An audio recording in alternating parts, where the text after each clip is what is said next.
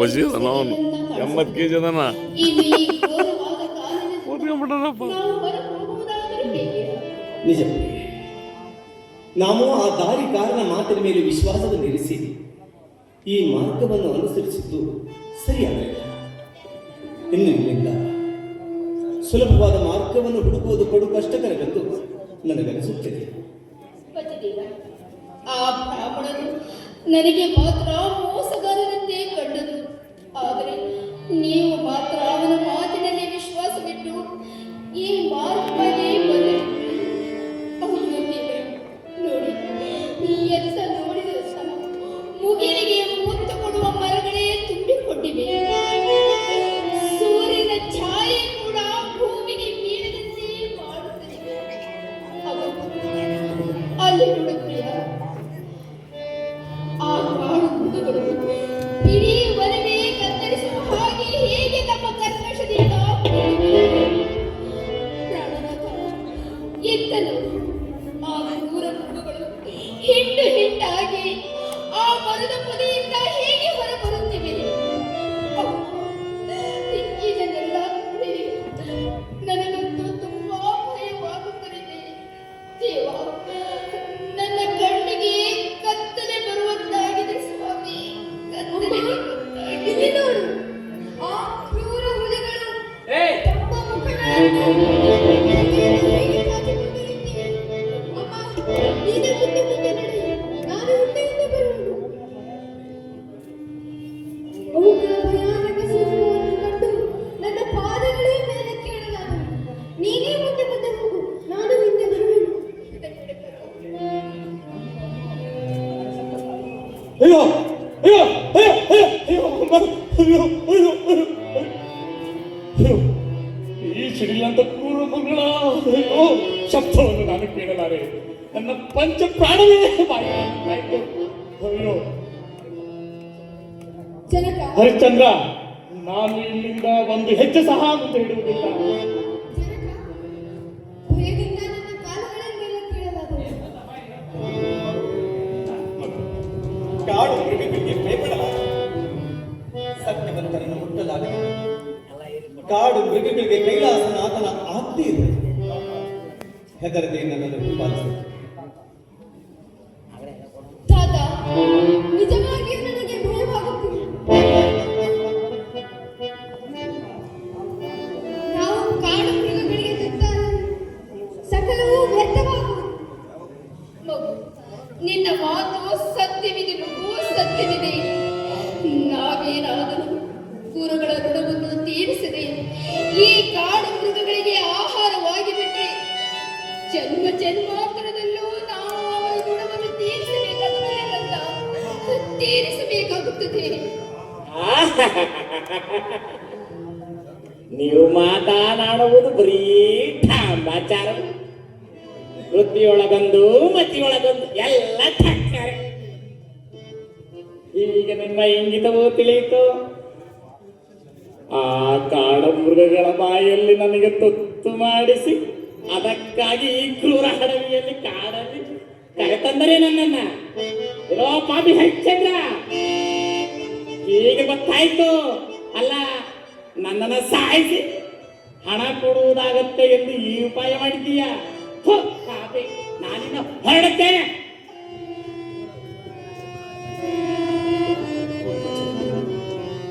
ಕಾಡು ಮೃಗಗಳಿಗೆ ಭಯಪಡುವುದಿಲ್ಲ. ಹೀಗೆ ವಿಪರೀತ ಕಲ್ಪನೆ ಮಾಡಿಕೊಂಡು ಭಯಪಡಬೇಡಿ. ನನ್ನ ಪ್ರಾಣವನ್ನು ಕೊಟ್ಟಾದರೂ ನಿಮ್ಮ ಪ್ರಾಣವನ್ನು ಉಳಿಸಿಕೊಳ್ಳುತ್ತೇನೆ. ಇದು ಸತ್ಯ.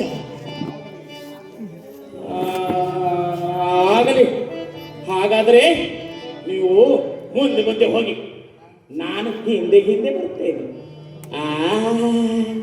ನನ್ನನ್ನು ಮುಂದೆ ಕಳಿಸಿ ನೀವು ಇಲ್ಲೇ ಕಚ್ಚಿ ಹೊಡೆದರೆ ಆಗಲಿ, ತಮ್ಮ ಇಚ್ಛೆಯಂತೆಯೇ ಆಗಬಹುದು.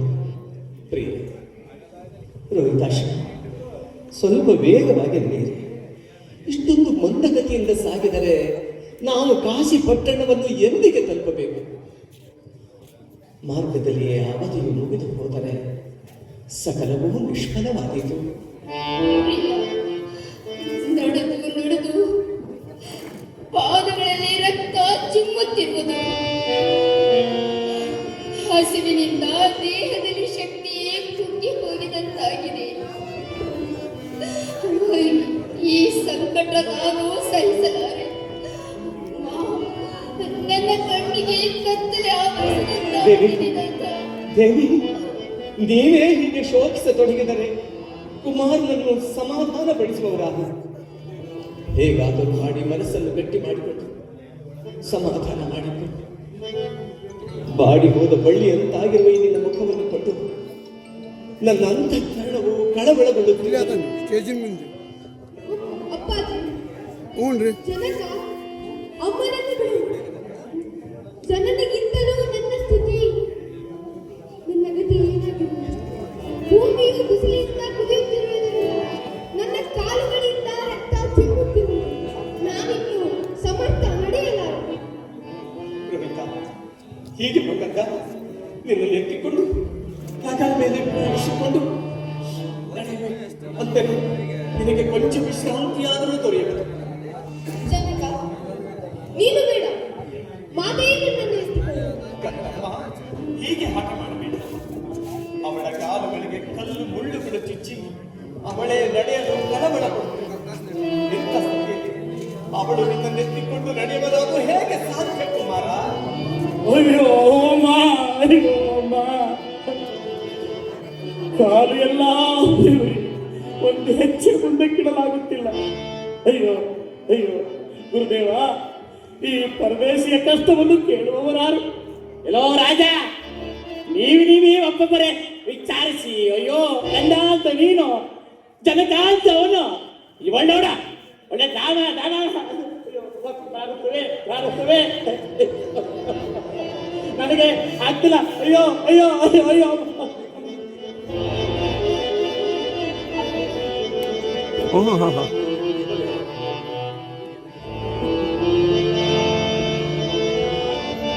ಏ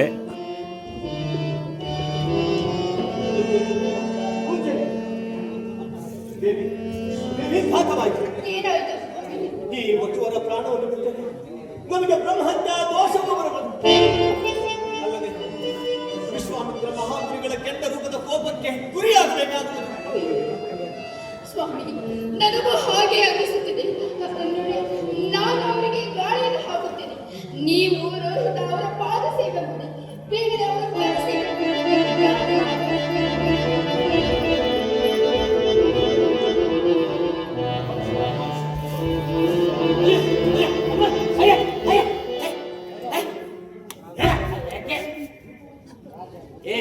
ಏನೋ ಕರ್ಕಶವಾದ ಕೈಯಿಂದ ಬಾಣವನ್ನು ಸಿಕ್ತಿಲ್ಲ. ಎಷ್ಟು ಕರ್ಕಶವಾಗಿದೆ. ಕರ್ಕಶವಾದ ಕೈಯಿಂದ ಪಾದ. ಅಯ್ಯೋ ನೋಡಿದ್ರೇನಯ್ಯ? ಪೂಜೆ ದಯವಿಟ್ಟು ಸಹಿಸಿಕೊಡಿ. ಅಯ್ಯೋ ಅಮ್ಮ, ಅಯ್ಯೋ ಅಮ್ಮ, ಅಯ್ಯೋ ಅಮ್ಮ. ನೋಡ ನೋಡ, ಎಷ್ಟು ರಕ್ತ ಬರ್ತಿದೆ. ನೀನು ನಿನ್ನ ಹೆಚ್ಚಿಗೆ ಏನೂ ಅರಿಯದ ಬಾಲಕನಿಗೆ ಈ ರೀತಿ ಹೊಡೆದರೆ ಸಹಿಸಿಕೊಳ್ಳುವುದಾದರೆ ಹೇಗೆ? ಏನಂದೆ? ಇವನು ಬಾಲಕನೇ? ಅಯ್ಯೋ ಅಯ್ಯೋ, ಇವನು ಬಾಲಕನೇ? ಮೋತಿ ನೋಡಿ ಹೇಗಿದೆ. ಎಲ್ಲ ಮಾಡೋದಲ್ಲ, ರಕ್ತ ಸುರಿತಾ ಇದೆ ನನ್ನ ಕಾಲಲ್ಲೇ. ಇದು ಆಗೋದಿಲ್ಲವೆಂದ್ರೆ ಹೇಳಿ, ನಾನು ಹೀಗೆ ಹೊರಟು ಹೋಗ್ತೇನೆ. ನಾನು ಹಣ ಕೊಡುವುದಿಲ್ಲವೆಂದು ಈಗಷ್ಟೇ ಅಲ್ಲ, ಯಾವ ಕಾಲದಲ್ಲಿಯೂ ನುಡಿಯುವುದಿಲ್ಲ. ಆಗಲಿ ಆಗಲಿ, ಸ್ವಲ್ಪ ಕಾಲಾವಕಾಶ ಏನು? ಕೊಡ್ತೇನೆ. ಏನು ಮಾಡಕ್ಕಾಗಲ್ಲ, ವಿಧಿ ಹಣ ಮರ ಅನುಭವಿಸ್ಲೇಬೇಕು. ನಡೀರಿ.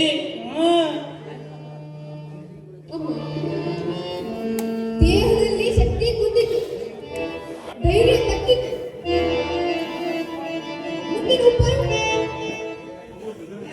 ಮಗು ಬೆದರಿದರು, ಬೆಚ್ಚದರು.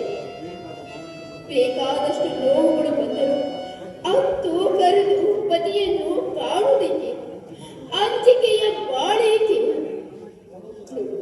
ಹೇಳಿಯಾಗಿ ಶತವರ್ಷ ಜೀವನ ಸಾಗಿಸುವುದಾದ್ರೆ ಏಕೆ? ಸಾವಿನಲ್ಲಿ ಸುಖುಂಟು, ಧೈರ್ಯದಲ್ಲಿ ಜಯವುಂಟು. ಅಭಿಮಾನಿಗಳಾಗಿ ಜೀವನ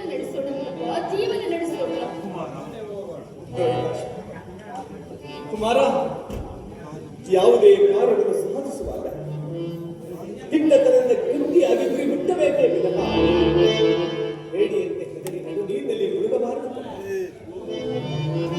ಈ ಕಮಲದ ಕೋಳಿಗೆ ಬೆದರು ಸತ್ಯವಿರುವಂತೆ ಈಗ ಬರೆದಿರುವ ದಾಮಗಳ ಅವಿಗಲ್ಲದ ವೈಭವಕ್ಕೆ ತರಹರಿ ಶೋಕ ಕೌಶಿಕ ಸ್ವರವೇಕೆ ಕುಮಾರ?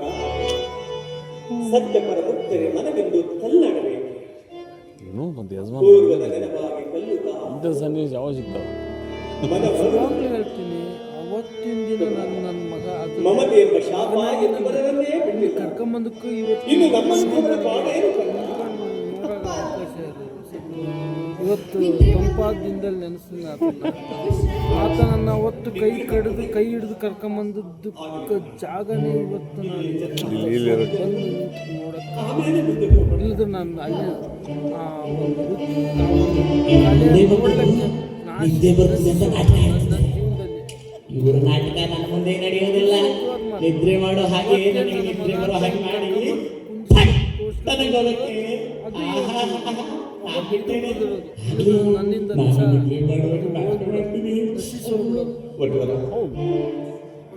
ನನ್ನ ಸದಸ್ಯರ ಬಳಿ ಬೆಂಡಾಗಿ ಇದು ನನ್ನ ಅಂತರ ತಾವು ಅನುಮತಿಸಿದರೆ ಇಲ್ಲಿಯೇ ಕೆಲ ಕಾಲ ವಿಶ್ರಾಂತಿಯನ್ನು ಹೊಂದಿ ನಾನು ಇವತ್ತು ಮುಂದೆ ಹೋಗಲೇ.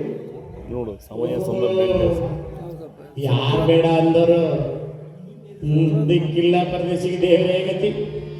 ಆಗ್ಲಿ ಆಗ್ಲಿ.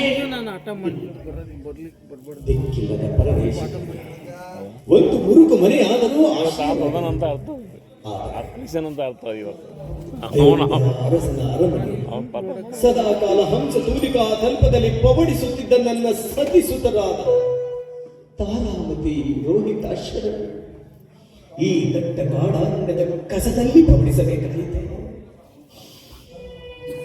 ಕರ್ಮಣೋ ಗಹನೋ ಗತಿ, ಕರ್ಮಣೋ ಗಹನೋ ಗತಿ.